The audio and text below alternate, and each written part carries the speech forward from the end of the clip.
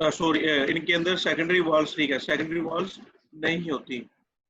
और इनकी जो प्राइमरी वॉल्स हैं उनके अंदर खास खास एरियाज के अंदर खास मोटाई में वो फैलती हैं, या उसको हम कहते हैं एंगुलर थिकनिंग। ये आमतौर पर जो कोलोनकाइमा सेल्स हैं ये पट्टियों की शक्ल में या सिलेंडर्स की शक्ल में, जैसे हम कहते हैं स्ट्रैंड्स या सिलेंडर्स की शक्ल में ये मौजूद होते हैं। ये किन प्लांट्स में पाए जाते हैं? कोलोनकाइमा सेल्स जो सबस प्लांट्स होते हैं, सबस तने जिनके होते हैं, छोटे प्लांट्स, हर्बेशियस पार्ट्स होते हैं जो प्लांट्स के, उनके अंदर पाए जाते हैं। Young herbaceous parts of the plants, छोटे तने जो होते हैं, यंग स्टेम्स मिसाल के तौर पे, अक्सर वो उनके अंदर उनके सरफेस के नीचे ही, एपिडर्मिस के नीचे ही कोलोनकाइमा सेल्स पाए जाते हैं। ये इलास्टिक होते हैं, इनकी जो प्रॉपर्टीज है लचकदार होते हैं, इलोंगेट लंबे होते हैं, और ये स्टेम्स की ग्रोथ के साथ साथ ये लंबे भी होते हैं। अच्छा, अगर हम अब यहाँ पे बात करेंगे सेकेंडरी ग्रोथ की।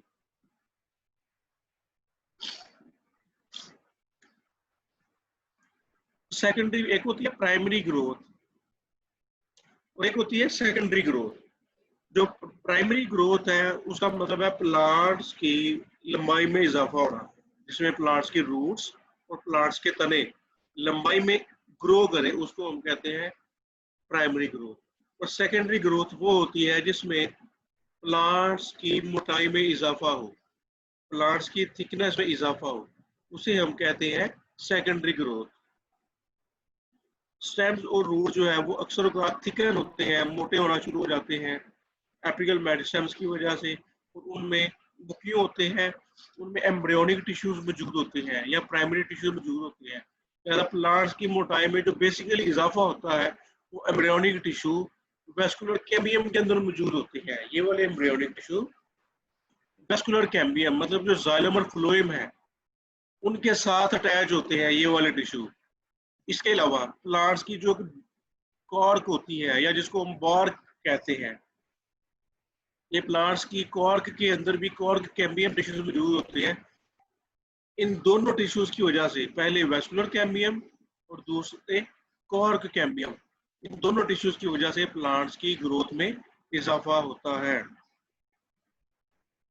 सेकेंडरी ग्रोथ को वाज़ेह तौर पर देखा जा सकता है जैसे पेरिनियल प्लांट्स हैं। पेरिनियल प्लांट्स वो होते हैं जो सदा कई सालों तक रहे, सारा साल रहे, जैसा कि दरख्त है, कुछ ऐसी झाड़ियां हैं जिनके तने मोटे होते हैं, दरख्तों के तने बहुत मोटे होते हैं, या कुछ ऐसी बेल बूटे बेलें भी होती हैं जो जैसे अंगूर की बेल वो कई सालों तक रहती है, तो इसके तने भी मोटे होते हैं।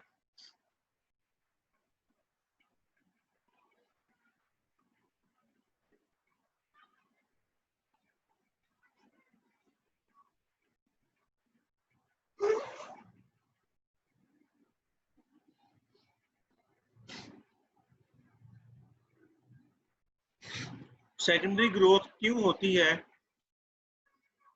सेकेंडरी ग्रोथ सेल डिविजन होती है।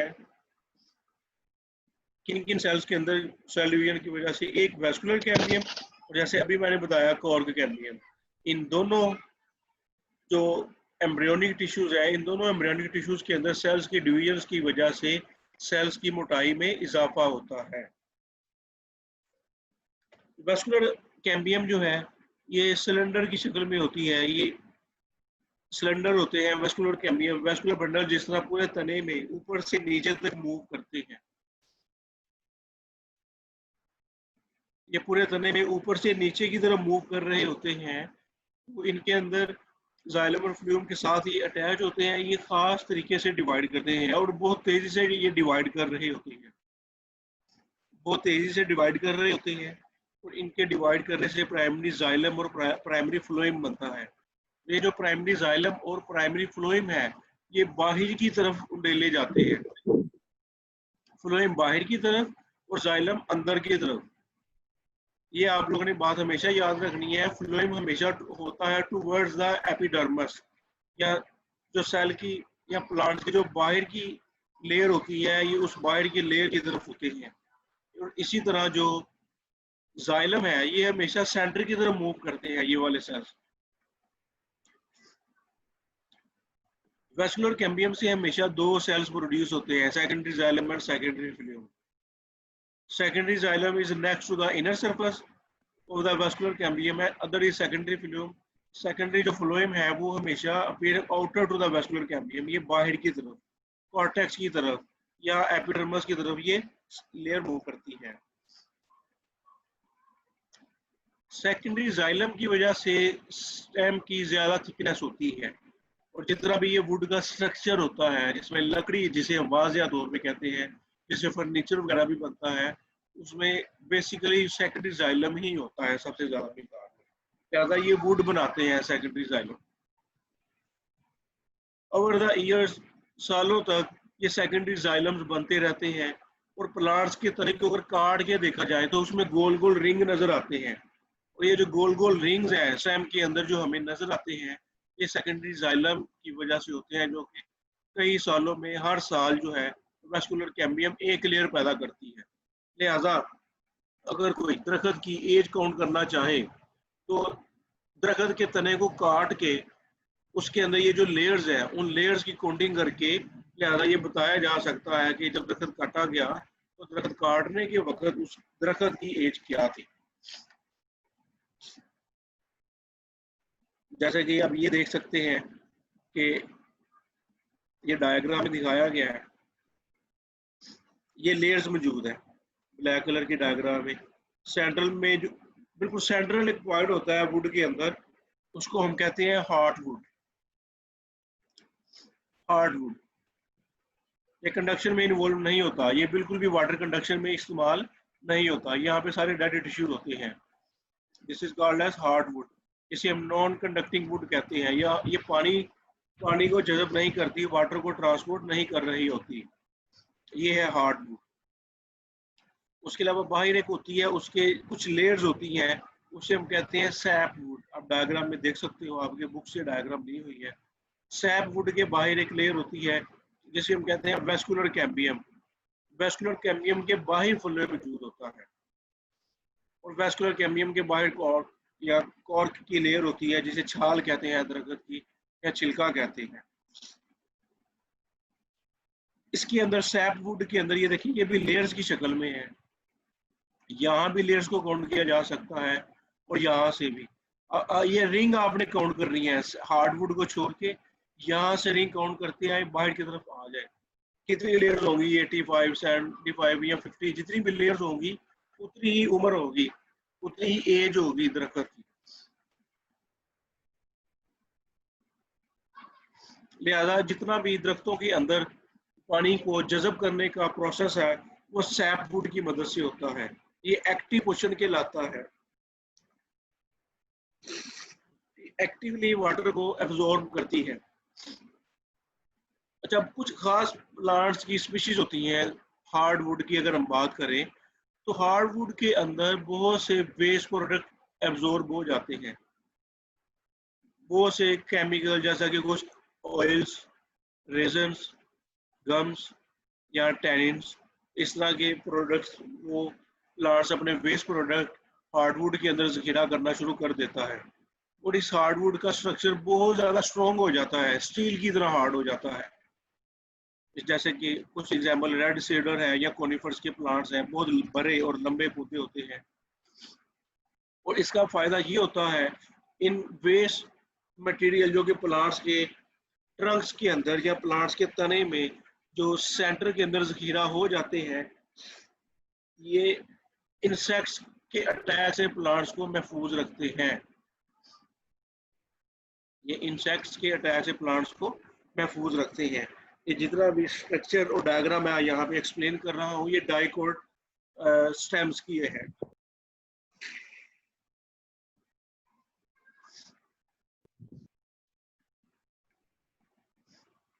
अच्छा, अब एक शॉर्ट क्वेश्चन है आपके एग्जाम के हवाले से, उसे कहते हैं कैलस फॉर्मेशन। कैलस क्या होता है? आपने कभी देखा होगा कि दरख्तों को अगर किसी चाकू से या निशान से कुरेचा जाए या उसके ऊपर जख्म लगाए जाए, उसको वाउंड किया जाए, तो कुछ अरसे बाद वो जख्म खुद से हील हो जाते हैं। जख्म के ये जो हील होने के प्रोसेस है, वाउंड हील होता है दरख्तों के अंदर, या अगर कहीं से कोई ब्रांच काट दी जाए तो उसके बाद वहां पे भी एक हीलिंग का निशान बन जाता है, उसको हम कैलस कहते हैं। ये जो वाउंड हीलिंग का प्रोसेस प्लांट्स के अंदर है, और जो टिश्यू वहां पे बनते हैं ऐसे टिश्यू कैलस कहलाते हैं। ये टिश्यू काफी सॉफ्ट होते हैं, और यहाँ पे जो टिश्यू जो टाइप्स होती है, ऐसे पेरेन्काइमेटस टिश्यू की टाइप है, और ये बड़ी तेजी से बनते हैं, और इनका काम ही डैमेज स्टेम्स और डैमेज रूट्स की सरफेस को कवर करना है। उसके अलावा जो कलम कारी का प्रोसेस है, एक कलम कारी का प्रोसेस कलमें बना के जमीन में लगाई जाती है, या एक पौधे की कलम दूसरे कलम पौधे के अंदर कलम लगाई जाती है।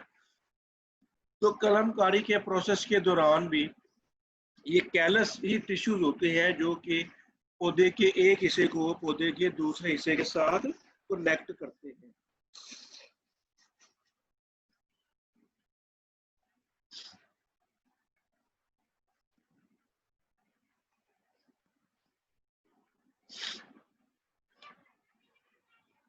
अच्छा, ये जो लकड़ी है जिसे वुड कहते हैं, ये मुख्तलिफ दरख्तों की मुख्तलिफ स्पीशीज से ये मुख्तलिफ पर्पज़ के लिए यूज़ की जाती है। ये आपको पता है कि कुछ में फ्लेक्सिबिलिटी ज़्यादा होती है, कुछ में हार्डनेस ज़्यादा होती है, शॉक रेजिस्टेंस ज़्यादा होती है, किसी में कंप्रेशन कम होता है, कंप्रेशन ज़्यादा होता है। लिहाजा इनका जो डिटरमन है और इनकी जो क्वालिटी है, ये ये मुख्तलिफ कमर्शियल पर्पज़ के लिए क्वालिटी वाइज इसको इस्तेमाल किया जाता है। उसके अलावा कुछ बोतलों के कॉर्क होते हैं, कमर्शियल कॉर्क, वो एक खास किस्म का दरख्त है, ये उसकी छाल से बनाए जाते हैं। उस खास दरख्त का नाम है क्यूरकस सुबर। क्यूरकस सुबर दरख्त से, दरख्तों की छाल से ये खास कॉर्क बनाए जाते हैं जो कि बोतलों को बंद करने में इस्तेमाल किए जाते हैं। आगे जो नया टॉपिक आपका स्टार्ट हो रहा है इस चैप्टर का, बहुत ही इम्पोर्टेंट है एग्जामिनेशन पॉइंट ऑफ व्यू से, वो है मूवमेंट्स इन प्लांट्स, कि प्लांट्स के अंदर मूवमेंट्स कैसे होती हैं। बहरहाल सारे के सारे प्लांट्स तो एक जगह से दूसरी जगह मूव नहीं करते। कुछ स्पीशीज के अंदर प्लांट्स के जो रिप्रोडक्टिव सेल्स हैं, जैसा कि एग सेल्स या sperm cells, specially sperm cells, ये मूव करते हैं केमिकल सिग्नल्स की तरफ, जिसको हम कहते हैं कीमोटैक्टिक। ऐसे ऐसी मूवमेंट्स जो कि किसी केमिकल सिग्नल्स की तरफ मूव करें, उन्हें कहा जाता है कीमोटैक्टिक मूवमेंट्स। प्लांट्स की मूवमेंट जो है, इसको काफ़ी फैक्टर डिफाइन करते हैं। कुछ प्लांट्स के इंटरनल फैक्टर होते हैं, कुछ प्लांट्स के एक्सटर्नल फैक्टर्स होते हैं। लिहाजा प्लांट्स जो है ये अपने इंटरनल और एक्सटर्नल सिग्नल्स की तरफ यकसा रिस्पॉन्स करता है। एनिमल्स तो पूरा मूव कर जाता है, प्लांट्स मूव नहीं करते। तो प्लांट्स अपने कुछ ग्रोथ के बिहेवियर को चेंज करते हैं। प्लांट्स के जो ग्रोथ के बिहेवियर चेंज होते हैं, जैसे कि जो कुछ बेल बूटे होते हैं किसी भी चिपकने वाली चीज के साथ ऊपर चढ़ना शुरू कर देते हैं, या दरख्त जो है किसी एक साइड पे ज्यादा झुकना शुरू कर देते हैं। ये सारे रिस्पॉन्स प्लांट्स की मूवमेंट्स कहलाते हैं। लिहाजा इनकी जो ग्रोथ के पैटर्न है वो हम आने वाले सेशन में देखेंगे। प्लांट्स की जो मूवमेंट्स हैं वो दो टाइप्स की हैं, एक है ऑटोनोमिक मूवमेंट्स और दूसरी है पैराटोनिक मूवमेंट्स। ऑटोनोमिक मूवमेंट जो है ये स्पॉन्टेनियस मूवमेंट्स होती हैं, ये अचानक से होती हैं, प्लांट्स के अंदर कोई इंटरनल कॉज हो जाए। जबकि जो पैराटोनिक मूवमेंट्स हैं ये एक्सटर्नल कॉज को रिस्पॉन्स करती हैं, ऐसे कॉज जो प्लांट्स के बाहर से किसी माहौल से प्रोड्यूस हुए होंगे, उसको हम कहेंगे एक्सटर्नल कॉज। और ऑटोनोमिक मूवमेंट्स वो तमाम कॉजेज जो प्लांट्स के इनर इंटरनल एनवायरनमेंट से जो प्रोड्यूस होंगे, उन्हें हम इंटरनल सिग्नल कहेंगे, और उनके रेस्पॉन्स की वजह से जो मूवमेंट्स होंगी उनको हम ऑटोनोमिक मूवमेंट्स कहेंगे। और जो ऑटोनोमिक मूवमेंट्स हैं इनको हम मजीद तीन टाइप्स में डिवाइड करते हैं: tactic movements, turgor movements and growth movements. क्योंकि सिग्नल्स मुख्तलिफ टाइप्स के होते हैं, लिहाजा मुख्तलिफ टाइप्स के सिग्नल की वजह से जो मुख्तलिफ मूवमेंट्स होती हैं उनको भी हम मुख्तलिफ कैटेगरी के अंदर डिवाइड कर देते हैं। Tactic movements, turgor movements and growth movements. जो टैक्टिक मूवमेंट्स हैं ये पूरे के पूरे ऑर्गेनिज्म की मूवमेंट होती है, या पूरा का पूरा सेल मूव करता है। ऐसा इंटरनल सिग्नल पैदा होता है कि जिसकी वजह से पूरा प्लांट या उसके कुछ सेल्स मूव करते हैं। ये दरख्तों की बात नहीं हो रही, ये कुछ माइक्रोस्कोपिक ऑर्गेनिज्म की बात हो रही है, जैसे कि क्लोमेट।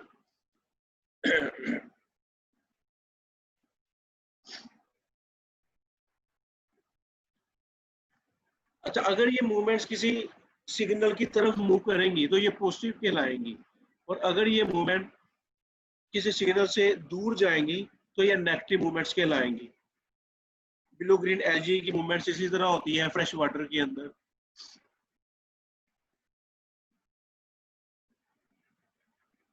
टैक्टिक मूवमेंट्स में भी positive, it is towards the stimulus. अगर ये किसी स्टिमुलस की तरफ होंगी तो पॉजिटिव होगी, और अगर उससे दूर हो जाएगा लिविंग ऑर्गेनिज्म तो ये नेगेटिव कहलाएंगे, नेगेटिव टैक्टिक मूवमेंट्स कहलाएंगे।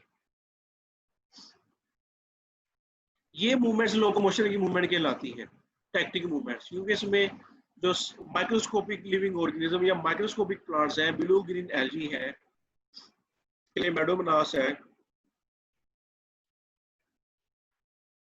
ये तमाम के तमाम जो है ये मूव करते हैं। अच्छा, इसकी फर्दर क्लासिफिकेशन है जिसको सबसे फर्स्ट में आएगा फोटोटैक्टिक मूवमेंट्स। अगर सिग्नल है सनलाइट तो लिविंग ऑर्गेनिज्म सनलाइट की तरफ मूव करेगा तो ये पॉजिटिव फोटोटैक्टिक मूवमेंट्स कहलाएंगे। अगर ये सनलाइट से अवे दूर मूव करेगा तो ये नेगेटिव फोटोटैक्टिक मूवमेंट्स कहलाएंगे। कुछ प्लांट्स के अंदर क्लोरोप्लास्ट की मूवमेंट्स होती है साइक्लोसिस की वजह से, तो ये साइक्लोसिस मूवमेंट जो है ये भी शायद इसी वजह से होती है। ये इसी वजह से इसको कुछ एडजस्ट करते हैं फोटोसिंथेसिस के दौरान कुछ प्लांट्स के सेल्स के अंदर, कि वो जहाँ पे सनलाइट ज्यादा है वो वहाँ पे क्लोरोप्लास्ट मूव कर जाएंगे, ताकि वहाँ पे ज्यादा से ज्यादा सनलाइट अब्जॉर्ब कर सकें और ज्यादा से ज्यादा मिकदार में कार्बन डाइऑक्साइड गैस को फिक्स करके क्लोरोप्लास्ट बनाया जा सके। लिहाजा क्लोरोप्लास्ट के अंदर भी ये सलाहियत होती है कि वो प्लांट्स के ऐसे पार्ट्स की तरफ मूव करें, सेल्स के ऐसे पार्ट्स की तरफ मूव करें, सेल्स में जहाँ पे सनलाइट पल्स ज्यादा होता है। लिहाजा इसके अलावा ये मूवमेंट्स में दो फैक्टर और हैं कि रोशनी की शिद्दत क्या है और रोशनी की डायरेक्शन क्या है। ये दोनों भी प्लांट सेल्स के अंदर क्लोरोप्लास्ट के डिस्ट्रीब्यूशन को डिफाइन करती हैं। दूसरी मूवमेंट्स है कीमोटैक्टिक मूवमेंट्स। कीमोटैक्टिक मूवमेंट जो है ये किसी केमिकल सिग्नल्स की तरफ हो सकती है, जैसा कि कुछ स्पीशीज के स्पर्म्स, लिवर वर्ड्स जो है, लिवर वर्ड्स मोसेस के अंदर या कुछ फर्न्स के अंदर जो स्पर्म्स हैं वो फीमेल एग सेल्स की तरफ मूव करते हैं जो आर्चिकोनिया के अंदर मौजूद होता है। तो ये न्यूक्लिक एसिड से सिग्नल रिलीज होता है, ये वाला एग सेल के अंदर जो डीएनए होता है और जो स्पर्म सेल से डीएनए होता है, ये सिग्नल्स आपस में इंटरेक्ट करते हैं, और ये जो न्यूक्लिक एसिड सिग्नल की तरफ स्पेशली मूव करते हैं स्पर्म सेल्स, पानी के अंदर ये मूवमेंट्स होती हैं, तो इसको हम कीमोटैक्टिक मूवमेंट कहते हैं।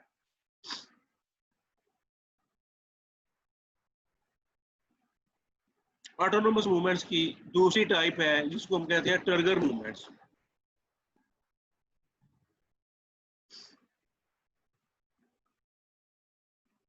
अब ये जो टर्गर मूवमेंट्स हैं ये खास डिफरेंशियल चेंजेस होता है। डिफरेंशियल चेंजेस का मतलब है कि कहीं पे ज्यादा और कहीं पे कम, कि टर्गर प्रेशर चेंज होता है प्लांट्स के वैक्यूल्स के अंदर, कि किसी सेल्स के अंदर ज्यादा है और किसी सेल्स के अंदर कम है। तो टर्गर प्रेशर चेंज होने की वजह से तो कहीं पे वाटर ज्यादा गेन होता है, कहीं पे वाटर कम गेन होता है। वाटर गेन और लॉस का प्रोसेस चलता है प्लांट्स में। तो इससे क्या होता है कि प्लांट्स की रैपिड मूवमेंट्स नजर आती है, रैपिड रिस्पॉन्स नजर आता है। एक छुई मुई का पौधा आपने सुना होगा या देखा भी होगा, छुई मुई के पौधे के पत्तों को अगर हाथ लगाए तो फौरी अपने आप को फोल्ड कर लेते हैं। टच मी नॉट प्लांट जिसे हम कहते हैं। तो वो इस कंडीशन में चले जाते हैं जैसे वो पत्ते सो गए हों, और थोड़ी देर बाद वो ठीक हो जाते हैं। लिहाजा ये वाली मूवमेंट क्यों होती है? प्लांट्स सेल्स, जहाँ पे पत्ते की छोटी सी डंडी होती है, पत्ते की डंडी जहाँ से पत्ता जुड़ा होता है तने के साथ, उसको हम पुलवाइनस कहते हैं। पुलवाइनस के अंदर खास टर्गर प्रेशर चेंज होने की वजह से ये मूवमेंट्स होती है। ये दो किस्म की मूवमेंट्स होती हैं, एक रैपिड मूवमेंट ऑफ लीवलेट्स जैसे कि टच मी नॉट प्लांट्स के अंदर, और एक स्लीप मूवमेंट्स। स्लीप मूवमेंट्स जितने भी फली वाले पौधे होते हैं जिनको हम बीन प्लांट्स कहते हैं, या लेग्यूम फैमिली जिसमें लोबिया, चने, दालें, बांस, मसर, इस तरह की जो लेग्यूम फैमिली है, मूंग की दाल, इनके जो पत्ते हैं वो शाम के वक्त खुद ही मुरझा जाते हैं। अगर आपने देखा होगा, अगर किसी के घर में ये फली वाले पौधे लगे हुए हैं तो शाम के वक्त इनके पत्ते खुद ही मुरझा जाते हैं और सुबह के वक्त ये खुद ही राइज हो जाते हैं। ऐसी मूवमेंट जो जिसमें पत्ते शाम के वक्त मुरझा जाए और सुबह के वक्त ठीक हो जाए, तो ऐसी मूवमेंट्स को स्लीप मूवमेंट कहा जाता है। ये जो स्लीपिंग मूवमेंट्स है, ये भी डेली जो पत्ते के अंदर पुलवाइनस पार्ट है, यानी कि वो डंडी जिसकी वजह से ये तने के साथ अटैच है, पुलवाइनस के अंदर डेली बेसिस पे प्लांट्स के अंदर टर्गर प्रेशर चेंज होता है। Pulvinus is the place of attachment of leaf with the shoot. और तो पुलवाइनस ये थोड़ा सा सोलन पार्ट होता है पेट्यूल का। पेट्यूल उस डंडी को कहते हैं पत्ते के साथ जो अटैच होती है, ये उस डंडी के साथ थोड़ा सा लार्जर पोर्शन होता है, सोलन पोर्शन होता है, जिसमें खास सेल्स होते हैं जिसको हम पेरेंट का मैटर सेल्स कहते हैं। और इन पेरेंट का मैटर सेल्स के अंदर, इस पुलवाइनस के अंदर कुछ इंटरसेलुलर स्पेसिस भी ज्यादा होती है और वेस्कुलर टिश्यूज भी ज्यादा होती हैं। लिहाजा जब इन पुलवाइनस की लोअर साइड पे, जब इस पुलवाइनस की लोअर साइड पे टर्गर प्रेशर ज्यादा होता है तो पत्ते सीधे हो जाते हैं, और जब लोअर साइड पे टर्गर प्रेशर कम होता है शाम के वक्त, तो पत्ते नीचे की तरफ मुरझा जाते हैं, जिसको हम कहते हैं स्लीपिंग मूवमेंट। दोबारा फिर जब सुबह होती है, फोटोसिंथेसिस स्टार्ट होती है, पानी की मूवमेंट्स होती हैं प्लांट सेल्स के अंदर, तो पुलवाइनस के नीचे जो सेल्स हैं उनके अंदर टर्गर प्रेशर ज्यादा होता है, वो सेल्स सीधे होते हैं। उनके सीधे होने की वजह से प्लांट्स के जो लीव है वो भी इरेक्ट हो जाते हैं, सीधे हो जाते हैं, तो उसी वजह से उनको हम कहते हैं वो अराइज हो गई। तो उसी तरह दोबारा से फिर रात के वक्त जब उनमें प्रेशर कम होता है तो लीफ जो है वो मुरझा जाते हैं, नीचे की तरफ चले जाते हैं। This is as sleeping position या स्लीपिंग मूवमेंट्स। उसके बाद हम बात करेंगे टच मी नॉट प्लांट्स की। जो रैपिड मूवमेंट होती है, ये बड़ी तेजी से मूवमेंट्स होती है। जब सेंसिटिव प्लांट, इसको इस प्लांट को मिमोसा कहते हैं, टच मी नॉट प्लांट को, जब मिमोसा प्लांट के पत्ते को जरा सा भी हाथ लगाया जाए तो फौरी से फोल्ड हो जाता है। ये विद इन 1 और 2 सेकंड फोल्ड हो जाता है। और इस प्लांट्स की ये खूबी होती है कि इनमें टर्गर प्रेशर बड़ी तेजी से लूज होता है। ऐसे प्लांट्स के पुलवाइनस में रैपिडली टर्गर प्रेशर लूज होता है। उसकी वजह ये है कि इनके जो पोटाशियम आयन है वो सबसे पहले मूव कर जाते हैं। जैसे ही प्लांट्स को हाथ लगाया जाता है, प्लांट्स के पुलवाइनस के पेरेंट का मेटल सेल्स से जो पुलवाइनस है वो तेजी से जो पुलवाइनस में से कैल्शियम तेजी से मूव करता है। और जब कैल्शियम मूव करता है, कैल्शियम के पीछे पानी भी मूव करता है, क्योंकि पानी तो ऑस्मोटिकली मूव करेगा, जहाँ पे साल्ट जाएगा पानी उसके पीछे मूव करेगा। लिहाजा इसको हम कहेंगे एक्सोस्मोसिस, कि जो वाटर है वो प्लांट सेल से बाहर की तरफ मूव करेगा। और इसको बाद में तकरीबन 8 से 10 मिनट लगते हैं। दोबारा से कैल्शियम आयन पुलवाइनस के सेल्स के अंदर एंटर होता है, फिर उसमें से दोबारा वाटर ऑस्मोसिस के जरिए ऑस्मोसिस में एंटर होता है और प्लांट्स अपनी असल पोजीशन को मेंटेन कर पाते हैं। लिहाजा ये देखिए फितरत ने कैसे मैकेनिज्म रखे हैं, कितनी फास्ट और रैपिड मैकेनिज्म है, जैसे कि लिविंग ऑर्गेनिज्म के अंदर होते हैं कि वो किसी भी स्टिमुलस पर रिस्पॉन्स करते हैं, प्लांट्स में भी ऐसे मैकेनिज्म पाई जाती है। ऑटोनोमिक मूवमेंट्स की जो थर्ड टाइप है उसे हम कहेंगे ग्रोथ मूवमेंट्स। ग्रोथ मूवमेंट्स जो है ये प्लांट्स के जो ऑर्गन्स हैं जैसे कि स्टेम्स, रूट्स या टेंड्रिल्स, बेल बूटे के वो फिंगर लाइक प्रोजेक्शंस होते हैं जो कि स्प्रिंग नुमा स्ट्रक्चर होते हैं, जो कि किसी भी स्ट्रक्चर के साथ लिपटे हुए होते हैं। या बर्ड्स होते हैं, बर्ड्स जिसे अभी कोम्पले हम जिसको कहते हैं, जिन कोम्पलों से अभी फूल बनने हैं या जिन कोम्पलों से अभी नए तने या नई ब्रांचिंग होनी है, उनको हम बर्ड्स कहते हैं। लिहाजा इन तमाम स्ट्रक्चर्स की दोनों साइड्स पे, यानी कि सामने वाली साइड तने की और पीछे वाली साइड, इन पे डिफरेंट मूवमेंट्स होती है। मतलब कहीं पे मूवमेंट्स ज्यादा होती हैं और कहीं पे मूवमेंट्स कम होती है। ग्रोथ मूवमेंट्स को भी हम मजीद 3 टाइप्स में डिवाइड करते हैं। एक है एपिनास्टी, दूसरी इसकी है हाइपोनास्टी और तीसरी है न्यूट्रिशन। एपिनास्टी ये खास तौर पे प्लांट्स के पत्तों में और कुछ प्लांट्स की पत्तियों में ये पाई जाती है। जब बर्ड कंडीशन होती है, बर्ड मतलब अभी पूरा पत्ता नहीं बना, पत्ता बनने से पहले की कंडीशन जो बर्ड कंडीशन है, तो इसमें क्या होता है कि जो लोअर सरफेस है उस बर्ड की, वहां पे ज्यादा ग्रोथ होती है। लोअर सरफेस में ग्रोथ ज्यादा होती है, शोज मोर ग्रोथ। तो इससे ज्यादा ग्रोथ होने की वजह से वो पत्ता जो है वो जल्दी अपनी शेप बना लेता है, वो जल्दी बर्ड ओपन हो जाती है। ऐसी मूवमेंट्स को, ऐसी ग्रोथ को हम एपिनास्टी ग्रोथ कहेंगे। जो सेकंड टाइप है इसके अंदर वो है हाइपोनास्टी। बर्ड कंडीशन में, सॉरी इसमें एपिनास्टी में मैं थोड़ा आपको रिवर्स बता गया हूँ। एपिनास्टी में जो ग्रोथ है वो अपर सरफेस पे ज्यादा होती है और अपर सरफेस पे ग्रोथ ज्यादा होने की वजह से जो बर्ड है वो ओपन होती है। उसके बरअक्स जो हाइपोनास्टी है, हाइपोनास्टी में लोअर सरफेस में बर्ड कंडीशन में ग्रोथ ज्यादा होती है और वो बर्ड को क्लोज रखती है, बर्ड को बंद रहने देती है। थर्ड टाइप है न्यूट्रिशन। न्यूट्रिशन खास तौर पे जो टेंड्रिल्स होते हैं, टेंड्रिल्स के अंदर पाई जाती है, जिसकी वजह से जिगजैग मैनर में जो बेल बूटे हैं वो दीवारों के ऊपर भी चढ़ जाते हैं, जिगजैग मैनर में। तो इसमें जो उसका टर्मिनल पार्ट होता है बर्ड का, टेंड्रिल का या किसी रूट का या स्टेम का, स्पेशली स्टेम का, रूट का तो नहीं होगा, स्टेम का, तो स्टेम के टर्मिनल पार्ट में अल्टरनेटिव ग्रोथ होगी।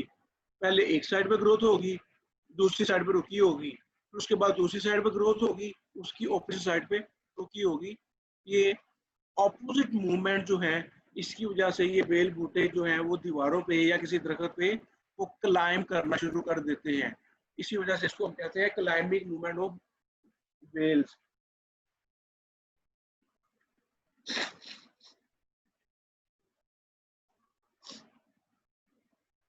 मेरा ख्याल आज का लेक्चर हम यहीं तक रहने देते हैं। कल हम इंशाल्लाह ताला पैराटोनिक मूवमेंट स्टार्ट करेंगे।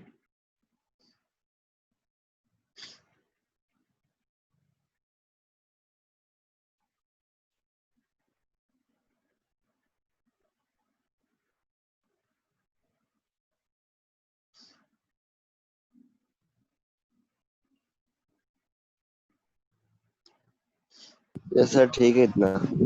ठीक है, इतना ही। हाँ जी,